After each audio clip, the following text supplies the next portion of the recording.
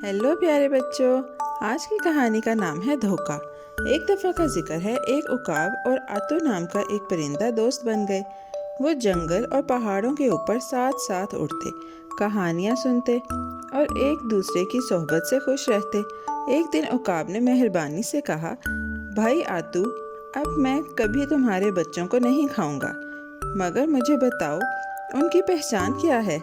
कहीं किसी और परिंदे के बच्चों के बहकावे में आकर मैं उन्हें ना खा लूं। उकाब दोस्ती को बचाने के लिए कोई गलती नहीं चाहता था।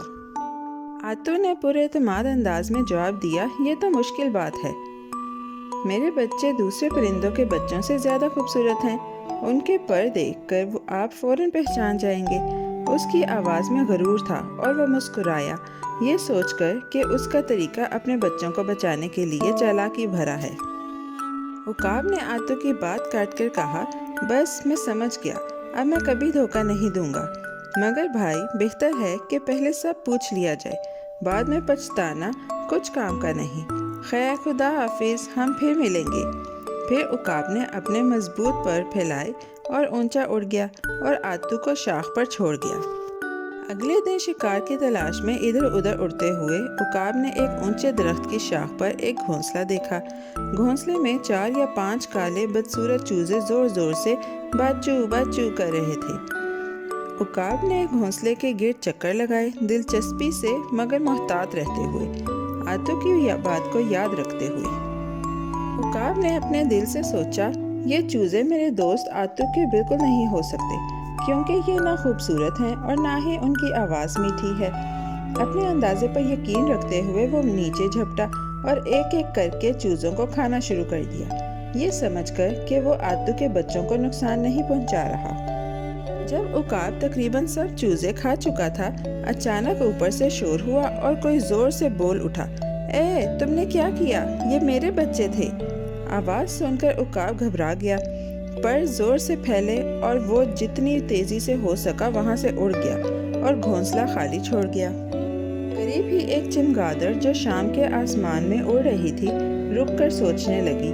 उसने नरम आवाज में कहा, उकाब की कोई गलती नहीं हुई, सारा कसूर तुम्हारा है। जो अपना असल चेहरा छुपाने के लिए किसी को धोखा दे, उसका यही अंजाम होता है।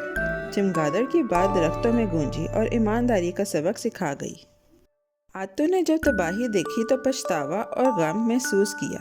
अपने बच्चों के बारे में सच छुपाने का मंसूबा बड़ी मुसीबत बन गया था। उकाब ने नीयत अच्छी रखी, मगर धोखा नुकसान का सबब बना। आतू ने समझा कि दूसरों को बहकाना दुख और मसले लाता है। जंगल के जानवर जो ये मंजर देख रहे थे, आपस में सरगोशी करने लगे और जो सबक हुआ था वो एक दूसरे से बांटने लगे। सब ने माना कि ईमानदारी और साफ गोई चालाकी से बेहतर है। झूठ या छुपाना अक्सर उलट पड़ जाता है। उकाब अगरचे हैरान और मायूस था, शिकार के लिए अपनी उड़ान जारी रखी और आइंदा गलती से बचने का ख्याल रखा। वो मोहतात रहा, ये जानते हुए कि भरोसा साफ गोई से बनता है, दिखावे या झूठ से नहीं। आतू अपने बच्चे खो देने के गम में अपने घोंसले को लौटा और बच्चे जो बच गए थे उनकी देखभाल करने लगा। उसने चमगादड़ की बातों पर गौर किया और खुद से वादा किया कि अब वो सच बोलेगा और साफ रास्ता अख्तियार करेगा, क्योंकि धोखा सिर्फ गम और उलझन लाता है। उस दिन के बाद उकाब और आतू की दोस्ती बरकरार रही, मगर आतू हमेशा याद रखता कि सच छुपाना मुश्किल और ख़तरनाक होता है। प्यारे बच्चों, आज की कहानी यहाँ ख़त्म होती है।